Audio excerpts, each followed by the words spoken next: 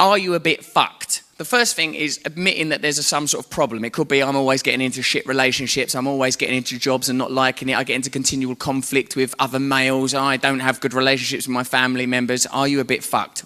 You know, so as soon as you acknowledge a problem, I think the possibility for change begins, but not without saying, could you not be fucked? That's the second step. Is it possible to not be fucked? 3, are you on your own going to unfuck yourself? Right? That means accepting help. For me, I knew I was a smackhead. It's obvious I was a smackhead. But I came to believe from meeting people that was much worse smackheads than me who had got clean that it was possible to not be a smackhead. But I knew that I wouldn't be able to do it on my own. If we had the answer to our problems inside our own fucking head, we'd have found it by now. If any version of psychoanalyses or whatever it is you're traipsing through to unravel the mysteries of your past, if it was going to be done in solitude, I think we would have happened upon it. This is where this program becomes interesting because it happens collectively as a group. I know that all of you have got stories. I know that any one of you could tell me something about yourself that would make me cry because it's so painful and so beautiful. I know you still carry aspirations. I know that you carry with you the heartache, the heartbreak. I know the 3 a.m. you. The third step, are you on your own going to unfuck yourself? It has sort of mystical and spiritual connotations, i.e. I happen to believe in God. I believe in God, a form of God, not some daft fucking thing written down in an old book. No, limitless consciousness, mysteries, entanglement, the roaring world of coincidence. Step 4 is where it gets a bit fucking admin heavy. Step 4 is this: write down all the things that are fucking you up or have ever fucked you up. Don't lie or leave anything out. That's a hard process. You've probably got things where someone was rude to you at school, broke your heart, made you feel insignificant, inadequate about your body or about your life or about something in you. I fucking did. Loads of things happened to me, but I've catalogued all of it. Fucking hell, it took ages. It was a right ball ache. Wrote it all down. Things that were deep in me that made me feel ashamed and separate from the world forever. Like, I could never be accepted. I'll never be good enough. I'd done that thing. That person said that thing to me. But step 5 is honestly tell someone trustworthy about how fucked you are.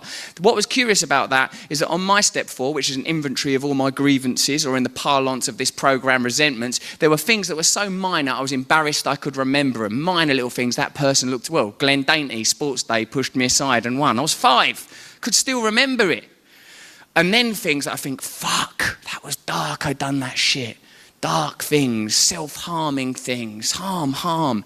And when I told the other geezer that I told this to, because as I say, this program is best practiced in communion, he just went, yeah, I've done something like that, that's not that bad. My point is this, that none of us need carry the shame anymore. None of us need live in a pain-based identity anymore. I put it to you that we live with a biochemistry that stimulates fear and desire in order that we may survive. You need fear, get on your fucking toes, watch yourself out on them planes. You need desire to get out there and hunt and procreate. But when you live in a culture that continually stimulates fear and desire in order to make you a better consumer, these biochemical advantages and imperatives become problematic. That's what I'm saying we're living in now. Having done this inventory, you'll be ready for step 6. It reveals a lot of fucked up patterns. Like when I looked at my own life, I saw that the way I used to get expelled out of schools was the same way I would get thrown out of jobs years later. The same way that my relationship was difficult with people when I was a schoolboy became difficult romantic partnerships when I was an adult. We've got patterns. And here I will make one of the most important points to you that I can make. You don't choose between working a program and not working a program. You choose between a conscious program and an unconscious program. You are already working a program without question. You are working in the conditioning of your culture, your class, your family, and your school. You are the person that you were told to be, for good or for ill. What this is an opportunity to identify your patterns and your behaviors so that you can form a better aspect of yourself. I feel that we live in a culture that exacerbates and provokes the lower aspects of our nature, the fear, the desire, the lust, in order that we will be good consumers, and ignores the fact that we are altruistic, kind, loving, and sweet. Them things get a little bit lost sometimes. Step 7, are you willing to live in a new way that's not all about you and your previous fucked up stuff? You have to.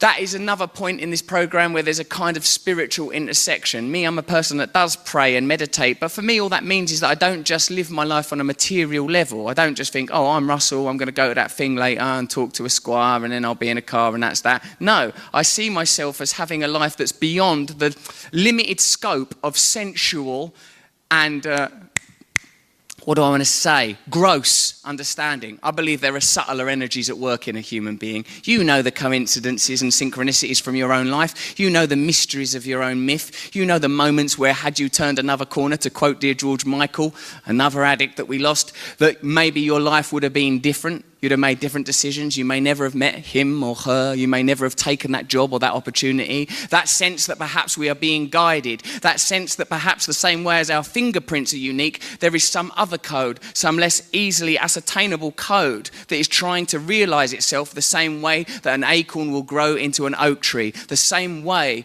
that there is some knowledge within each seed, within each cell, that it must realize itself. If your consciousness is in attunement with this energy, then I think there are rich, rich possibilities for us as human beings. 8 and 9, step 8, prepare to apologize to everyone for everything affected by your being so fucked up. If you've been a drug addict for any serious amount of time, you've caused some real damage to people. Or if you've been a person that's just put yourself first a lot, you will have caused real damage to people.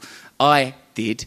And part of my journey has been going and making amends, not just because restitution and apology are good, fine spiritual things to do, but also to remind me that I don't do that sort of thing anymore. Now when I feel the sort of the casual urge to be dismissive of people, something in me reminds me, don't treat other human beings as a commodity. People don't only exist to serve you. Every single one of us in this room has our own little story, has our own little pain, has our own little journey, and none of us needs to be subjugated into one another's lives. But there's some of us have a tendency to insert ourselves into other people's drama. Some of you are like, oh, why do I always go out of arseholes? And those of us that are arseholes are very grateful for your arsehole attraction.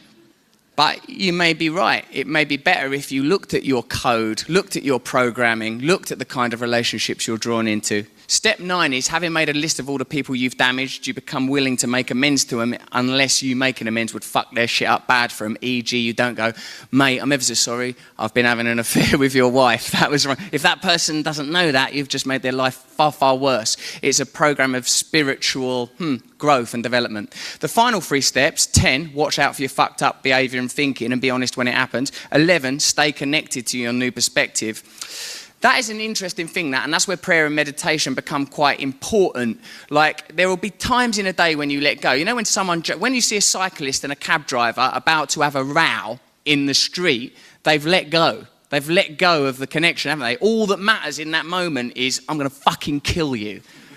But if you were able to talk to them and go, mate, you've got your fucking family, your kids, are you willing to give your life up? There have been moments in my life where I've done it too, where I've gone, I'll fucking put all the chips of my life, I'll put on that, so I'll gambled a lot on you, mate, I'll fucking kill you. And like, for what? For what? For some moment. It doesn't mean anything. So the step 11 becomes, with step 10, you're constantly observing your patterns. You're watching your mind work. Oh, look, I'm doing that shit again. Step 11 is you remain connected. So that you'll notice it. If someone provokes you, check me. I am easy provoked. If I feel men are not being respectful to me, I'm provoked because I'm not a conventional male. I grew up in a very conventional male environment. If I feel intimidated or threatened by men, I feel I have to overcompensate for that. But I know that about myself now, so I'm not entirely governed by it. The 12th step is where you dedicate your life to helping other people, where we unpick the great problem of our age: self-centeredness, narcissism, obsession with self, my hair, my products, this lovely little fucking Alexander McQueen little skeleton thing. I start to look beyond self-centeredness, knowing that it will always be there, but not having it as my coordinate, as my guiding star. My guiding star becomes, are you being kind to anyone? Pause for a moment to think, have you done anything for anyone other than yourself all day today? And if the answer is no, that's a weird thing for a social animal that's meant to live in little tribes, roaming through forests and plains. If all you've done is, I want this, I want that, I want that. Now, I'm not talking about you, I'm talking about me. Me. If I don't watch myself, very self-centered little individual. So that's a bit of a 25-minute précis of how this program works. Anyone can do it. It's fucking easy. You shouldn't do it on your own. But if you're not doing it, you're being subjected to the patterns of your childhood.